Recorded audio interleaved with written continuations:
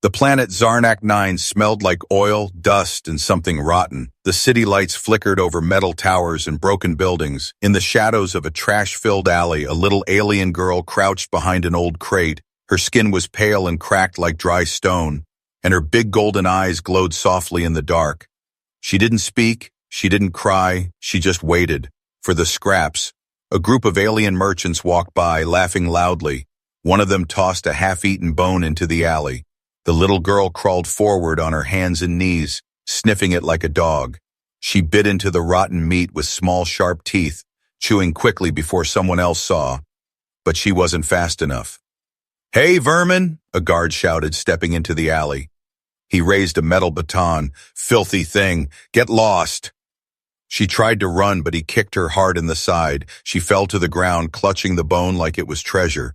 The guard laughed and walked away. No one cared, not on Zarnak 9, not for a creature like her. That's when he saw her. Captain Raylan Voss, a human tall and rough with a long coat and battle scars on his face. He had just landed on Zarnak 9 to trade spare ship parts, but now he stood frozen at the edge of the alley, eyes locked on the strange little girl eating from the trash. Not with pity, but with something deeper.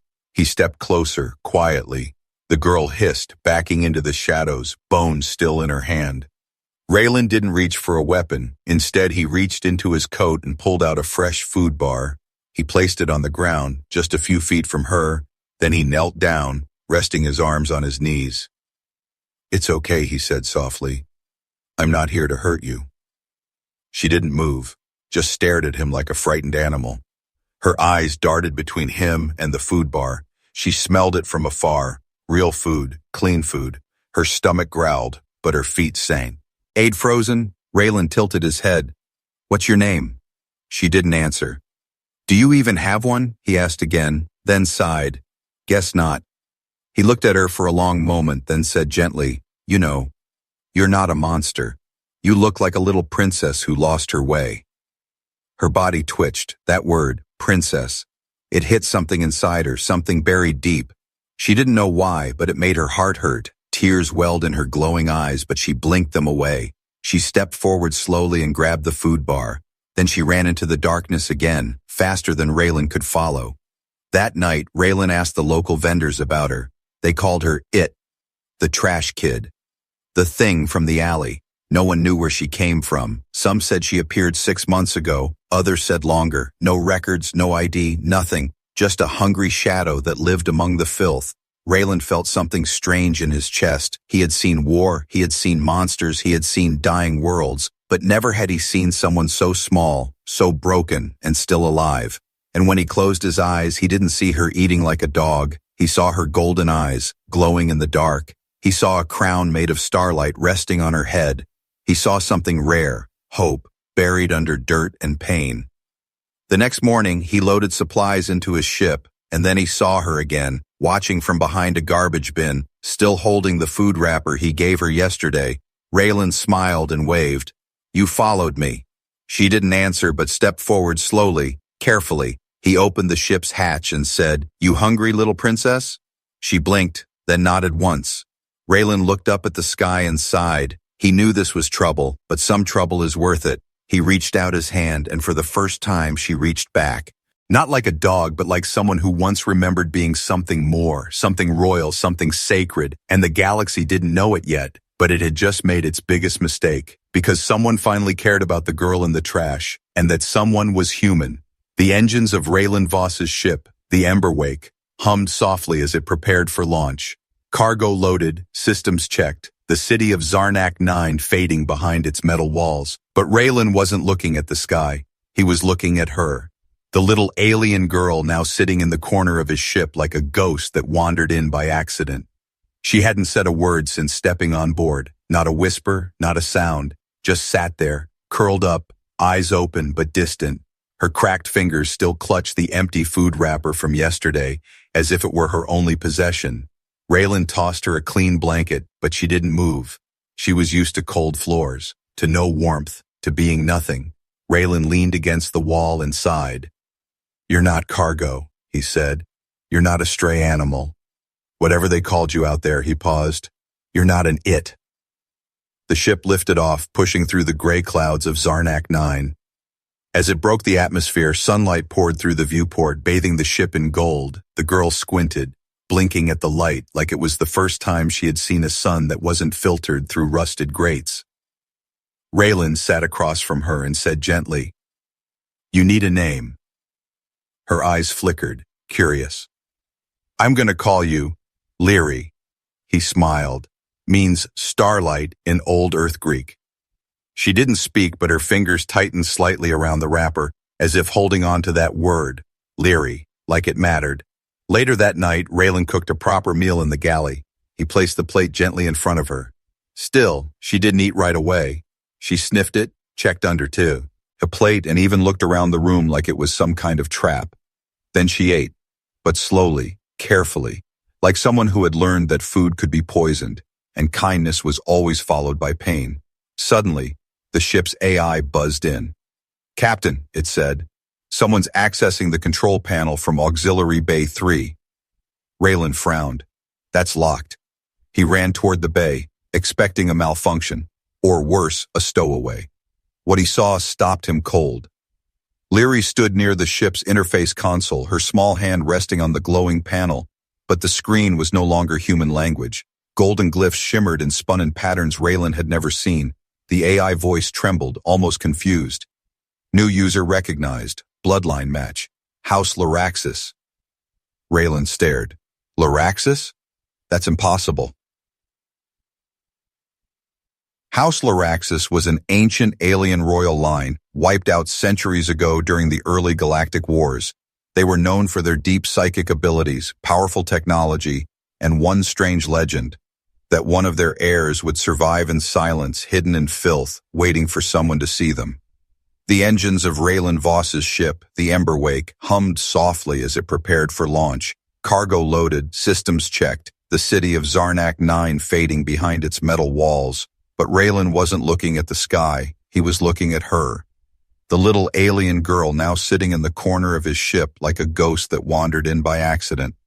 She hadn't said a word since stepping on board, not a whisper, not a sound, just sat there curled up, eyes open but distant. Her cracked fingers still clutched the empty food wrapper from yesterday as if it were her only possession. Raylan tossed her a clean blanket, but she didn't move. She was used to cold floors, to no warmth, to being nothing.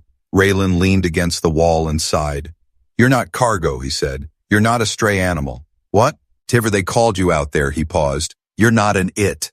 The ship lifted off, pushing through the gray clouds of Zarnak 9. As it broke the atmosphere, sunlight poured through the viewport. Raylan turned to her. "Leary, what did you wake up?" She looked at him and whispered, "They will come now." "But you saw me first." Raylan stepped back, his mind racing. This wasn't a rescue anymore. This was a war waiting to begin, and he had just picked a side. The lights inside the Emberwake flickered for just a second. Raylan's hand hovered over the control panel, watching it glow with alien symbols no human tech should understand, and yet, it responded to her. To Leary, she stood there barefoot, her small fingers resting gently on the console, not afraid, not confused, but calm, like she had done this before in another life. The ship wasn't rejecting her, it was obeying. "AI," Raylan said. "What's going on?" The voice of the ship's core system buzzed back. "Unauthorized interface recognized. Override accepted. Welcome, royal lineage, Laraxis." Raylan took a step back, his pulse pounding. Laraxis. That word again, an ancient name erased from records, remembered only in old Earth war stories. A royal family with power that once rivaled the Empire, wiped out, hunted down, betrayed. Except, one survived. Leary blinked slowly, then turned to look at him. "There were stars, and they burned," she whispered. "They told me to run.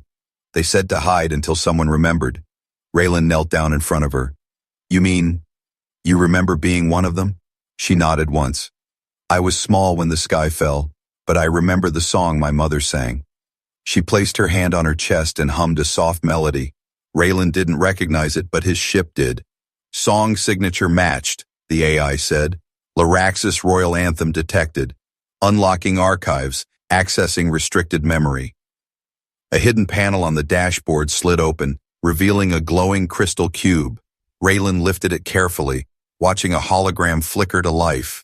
It showed a tall alien queen with glowing skin, eyes like Lear, and a silver crown above her head. She looked into the camera and spoke. "To the one who finds her," the queen said, "know this. She is not just my daughter, she is the future. Protect her, and you protect balance. She is more than royal blood. She is the last voice of peace." The message ended, and silence filled the ship. Leary sat down beside the cube and stared at the queen's face. "I don't remember her name," she said softly, "but I remember how she smelled like stars and flowers." Raylan felt a tightness in his chest. He had picked up a starving girl from the trash. Now he was holding the key to something ancient, something powerful, and the galaxy wouldn't stay quiet for long. The comm system suddenly sparked to life. A cold robotic voice echoed through the ship. "Unregistered signal detected. Royal Araxis code located. Galactic enforcement has been alerted." Raylan slammed the panel shut. "Damn it!" He turned to Leary. "You just painted a giant target on our backs." She looked down. "I didn't mean to. I just touched it." Raylan stood up. "Well, now they're coming." He paced the bridge, thinking fast. "I need to wipe this signal, reroute the trace, hide us." He looked at her again. "You're not just some poor kid anymore. You're a political bomb waiting to explode." Leary didn't respond, but something changed in her face. She sat straighter, her eyes clearer. "I can help," she said. Raylan laughed bitterly. "You're 10. "I'm 13, she replied quickly. "Or maybe 14, I don't know." Raylan stopped, realizing she might actually be older than she looked. "Fine," he muttered. "If we're going to survive, we need answers." He opened a secure connection to a hidden contact on Earth, an old war historian named Audra. If anyone knew the truth about the Laraxis line, it was her. As the call connected, Leary leaned against the wall and whispered to herself, "I am not it. I am not nothing. I am someone." In that moment, the ship, the stars, the war, all faded. There was only a child, finally starting to believe she mattered. But outside the ember wake, black ships were already shifting in the void. They had seen the signal too, and they weren't coming to talk. The stars outside the ship shimmered with a strange stillness, but inside the ember wake, silence meant danger. Captain Raylan Voss stared at the blinking console, reading the alert again. Royal code. Ping detected. Hostile forces approaching. They weren't just being tracked. They were being hunted. Leary sat in the co-pilot seat, legs too short to touch the floor, but her eyes were alert, glowing brighter than before. "She told me they would come," she whispered. Raylan turned sharply. "Who?" Leary looked out the viewport and said quietly, "The ones who made fire fall from the sky." A ripple of static burst across the ship's radar. 3 ships, dark and fast, uncloaked ahead, sleek, deadly, no markings. Empire assassins. They had no names, no orders to talk. They only came for one thing: clean elimination. Raylan cursed under his breath, yanking the controls. "They found us faster than I expected." He sent the ship into a sharp dive toward a nearby asteroid field. As the stars turned into streaks, Leary gripped the edge of her seat, but she didn't scream. She was used to fear. It lived inside her bones. The first laser shot grazed the tail of the Emberwake. The whole ship rocked, alarms flashing red. Raylan's voice roared through the cockpit. "Hold on!" Another shot tore past, nearly hitting the fuel tank. Raylan dove between 2 spinning rocks, flying blind. The shadows followed. "You brought death to the ship, little girl," the ship AI warned. Raylan snapped. "She brought truth, so shut up and help me fly." The AI went quiet. In the chaos, Leary suddenly stood. She walked to the control panel and placed both hands on it. Gold lines lit up the ship again, and the controls stopped shaking. Raylan blinked. "What did you just do?" Leary answered, "I'm not afraid anymore.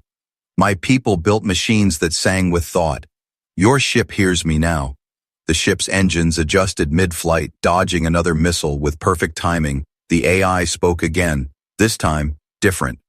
New pattern accepted. Princess override activated. Engaging royal flight mode. Raylan's mouth dropped open. "You're kidding me." The ship blasted forward like a thunderbolt, faster than ever before. The assassins couldn't keep up. Two crashed into rocks and one lost their lock entirely. For the first time in hours, the chase was over. Raylan slumped in the pilot's seat, sweat dripping from his brow. Leary stood beside him like a shadow wrapped in light. "You saved us," he said. She didn't answer, but looked proud, just a little. Suddenly, a message pinged on Raylan's private comms. It was from Earth, from Audra, his historian contact. Her voice came through the speaker, sharp and fast. "Raylan, what have you done?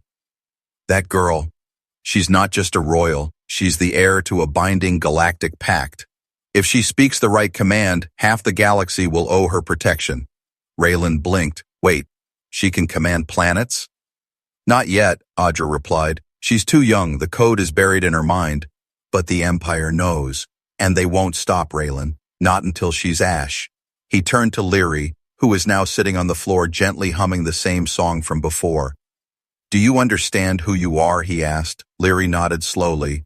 "I am not trash," she said. "I am not a dog. I am not afraid." Raylan reached out and rested a hand on her shoulder. "You're right," he whispered. "You're a storm, in a child's skin." The ship's sensors lit up again. More ships, hundreds this time, some Empire, some neutral, all heading toward the same point in space. Earth. Someone had leaked their location. Raylan stood, his eyes dark. "Time to go home," he said. He activated the Earth recall protocol, a signal only used in times of ancient crisis, and Earth, hidden beneath layers of tech and secrecy, finally responded. Signal confirmed. Return authorized. Prepare for sanctuary drop. Leary stared at the screen, confused. Raylan smiled. "You'll see. Earth never forgets its promises. And when it protects someone, it does so with fire." The stars began to shift as the Emberwake entered restricted space. This was no longer common trade route territory. This was deep Earth space, uncharted by most of the galaxy, guarded by protocols buried centuries ago. Only one signal could unlock the gates, and Raylan Voss had just sent it. Inside the ship, Leary sat near the viewport, her golden eyes wide. She had never seen a planet so blue, so alive, not through stolen glances or memory fragments. This was Earth, real and whole. She pressed her fingers to the glass, whispering, "Is this where humans come from?" Raylan nodded. "Yeah, little one. And it's where you'll be safe." But safety was never that simple. As the ship approached Earth's outer atmosphere, warning lights flickered. Multiple defense platforms locked onto them, with weapons fully primed. A voice boomed across the channel. Cold, mechanical, powerful. "Unidentified ship. This zone is restricted. Turn back immediately or be destroyed," Raylan answered with calm defiance. "This is Captain Raylan Voss. I carry the last heir of House Laraxis. Activate Sanctuary Protocol, code Omega-1 Starlight." There was silence for 6 long seconds. Then, without warning, the weapons turned away. The voice returned, this time softer, respectful, almost awed. "Confirmed. Welcome home, Princess. You are cleared for entrance to the vault." Leary blinked. "The vault?" Raylan gave a slow smile. "Yeah, we'll see." The ship descended through clouds, piercing Earth's skies, but they didn't land in any known city. Instead, the ocean itself parted, revealing a hidden tunnel beneath the Atlantic. The Emberwake flew deep underwater, guided by lights that seemed ancient yet alive. At the end of the tunnel, a massive hangar opened, a place untouched by time, protected by oath. Dozens of armored humans stood at attention as the ship landed, not soldiers of any modern nation, but protectors of a forgotten promise. Each wore the old insignia of Earth's Galactic Accord Division, a unit thought dissolved after the royal bloodlines were destroyed. As the ramp lowered, Raylan walked down first, then Leary stepped into the light, small, unsure but standing tall. Every soldier in the chamber dropped to one knee, and the commander, an old woman with silver hair and a scar across her cheek, whispered, "Your Highness, we have waited." Leary didn't know what to say. No one had ever looked at her like that, not with hate, not with pity, but with honor. Raylan whispered in her ear, "You don't have to bow back. You're the one they made the promise to." They were escorted to a chamber deep within the vault. There, A massive room glowed with golden light, and a holographic map of the galaxy spun slowly overhead. The commander began to explain. Centuries ago, before the Empire turned cruel, Earth made a pact with House Laraxis. If any heir survived, Earth would offer them shelter no matter the cost. We have hidden this place for generations, waiting for you. Lyri touched the map and felt something pulse through her. It knows me, she said. The commander nodded, because it was built by your ancestors. Suddenly, alarms echoed through the vault. A tech officer ran in, shouting, Galactic fleets have entered Sol system, Empire-class destroyers and hunter drones. They're coming for or her. The commander looked to Raylan. You led them here. Raylan stepped forward firm. No, I led her home. And if you want her to live, you'll defend this place like Earth once promised. The commander studied Lyri's face. She saw the cracks, the fear, but also the fire. Then we call the Sky Guard, she said. Activate Sol protocol. Massive hidden doors began to open beneath Earth's crust. Old war machines, once banned, rose from underground hangars. Humanity's solar fleet, lost to history, was alive, waiting. Titan-class battleships with names like Liberty's Claw and The Last Word roared into space. In the control room, Lyri watched silently. She didn't understand all of it, but she understood one thing. Someone was finally fighting for her, not because she was royal, not because she was useful, but because one human looked at her in the trash and saw her, and now the whole of Earth stood with her too. Raylan walked up beside her and placed his hand on her shoulder. Earth never forgets, he said, and we don't run. The Empire's voice came down from the stars like a blade, cold, sharp, and full of power. A massive hologram flickered above Earth's orbit, displaying a tall alien commander with pale silver armor and eyes like ice. Surrender the girl, he ordered, or Earth will burn. Inside the vault beneath the Atlantic, every screen showed the same message. Every defense station heard the same threat, but Earth did not bow. It answered with silence and preparation. General Sora, the silver-haired woman who led the vault, turned toward Lyri. This is what it means to be royal, she said. They don't just want your blood. They want to erase your memory. Lyri said nothing, but she stood taller. She wasn't hiding anymore. Raylan Voss watched as Earth's solar fleet rose into orbit. Ships hidden for centuries, designed in secret, forgotten by most of the galaxy, each one powered by tech never shared with outsiders, each one armed for a war no one ever thought would come. Again, but it had come. Because of a little girl who used to eat scraps behind dumpsters and now wore the weight of stars on her shoulders. Down in the vault's control chamber, Lyri stood in front of a glowing console. It responded only to her touch. Symbols rose from the surface like mist, and the ancient software spoke. Command, Crown Link sequence ready. What's Crown Link? Raylan asked. Sora replied, it's the voice of Laraxis. If she speaks the right words, it will send a signal to every surviving world that once bent the knee to her ancestors. And if those worlds answer? Sora's eyes burned. The Empire won't just have Earth to fight, they'll have a rebellion. Lyri stared at the console, unsure.